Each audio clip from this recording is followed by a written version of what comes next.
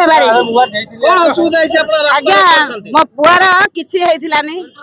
ball ଖେଳୁ ଖେଳୁ ସକାଳେ ଟିକେ ଘୁଞ୍ଚ ଟିକେ ଗଳି ଯାଇଲା ଗୁଡର ମୋ ସ୍ୱାମୀ ଘରେ ନାହାନ୍ତି ମୋ ଦିଅର ସାଙ୍ଗର ମେଡିକାଲ ପଠେଇଥିନି ମୋ ସ୍ୱାମୀ ଏପର୍ଯ୍ୟନ୍ତ ଘର ମୋ ପୁଅ ପାଖକୁ ଆସି ଫେରି ପହଞ୍ଚି ନାହାନ୍ତି ଡକ୍ଟର ପାଖକୁ ଡକ୍ଟର ଇଞ୍ଜେକ୍ସନ ଦେଇକି ମୋ ପୁଅକୁ ମାରିଦେଲେ କଣ କରିମି ୟା ଭିତରେ କୁହ କଣ ପାଇ କଣ କରିମି ମୋ ସ୍ୱାମୀ ବା ଘରେ ନାହାନ୍ତି ପୁଲିସ ବାଲା ଡେଡ୍ ବଡି ରାସ୍ତା ଉପରେ ରଖୁନାହାନ୍ତି କାହିଁକି ମୁଁ ସାଇଡ୍ ଟୋଟାଲି କାଢିମିନି କଣ ପାଇଁ ମୋ ସ୍ୱାମୀ ମୋ ପୁଅ 14 ବର୍ଷର ପୁଅ ମରିଯାଇଛି ଏପର୍ଯ୍ୟନ୍ତ ମୋ ପୁଅ ପାଖରେ ଆସି ପହଞ୍ଚି ନାହାନ୍ତି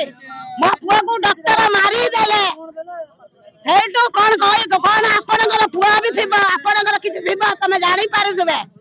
ତାହେଲେ ଡକ୍ଟର କଣ ମଦ ଫଦ ଖାଇକି କଣ ଇଞ୍ଜେକ୍ସନ ଦଉଥିଲେ କଣ ନିଶା ଖାଇକି କଣ ଇଞ୍ଜେକ୍ସନ ଦଉଥିଲେ ଡକ୍ଟର ଯଦି ହେଇଛ ରୋଗୀର କଣ ହେଇଛି ଆଗରେ ଦେଖ ତାପରେ କଣ ଦେଖିକି କଣ ଦେଖିବନି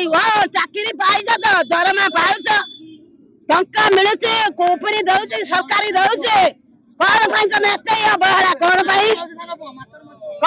ଅବହେଳା କରୁଛ ଆଜି ମୋ 14 ବର୍ଷର ମୋ ପୁଅ ମରିଗଲା ଆମେ କେମିତି ମୋ ଧୈର୍ଯ୍ୟ ଧରିକି ରହିନି କୁହ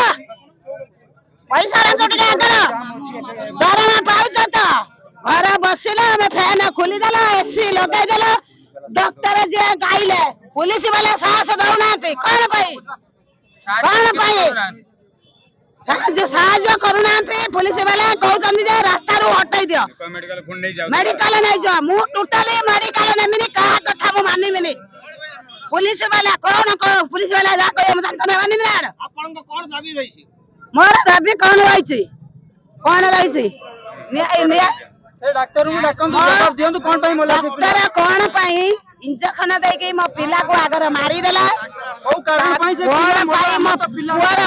କଣ ହେଇଥିଲା ମୋ ପୁଅର କଣ ହେଇଥିଲା ସେ ଡକ୍ଟର କହିବ ତ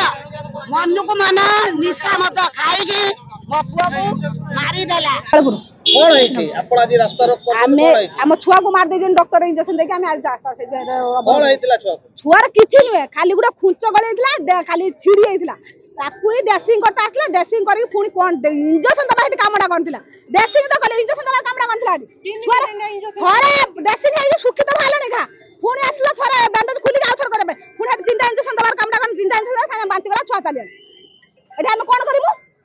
ଆମ କୁହ ଆମ ଛୁଆର ଖାଲି କିଛି ବେମାର ନାହିଁ ବେମାର ଅଲଗା କିଛି ବେମାର ଥାନ୍ତା ହଁ ଛୁଆ ଚାଲିଗଲା ସେଟା ଅଲଗା କଥା କିଛି ବେମାର ନାହିଁ ତମେ ଯଦି ବେମାର ଥା ଟେଷ୍ଟ କରିଲି ପୁରା ସବୁ ଟେଷ୍ଟ କରି ତାପରେ ଇଞ୍ଜେକ୍ସନ ଦେଇଥାନ୍ତା ଖାଲି ତାର ଇଞ୍ଜେକ୍ସନ ଦେଇଛନ୍ତି ଛୁଆକୁ ମାରି ଦେଇଛନ୍ତି ଏଇଆ ଆମ ଛୁଆ ରାସ୍ତାରେ ଅବରୋଧ କରୁଛି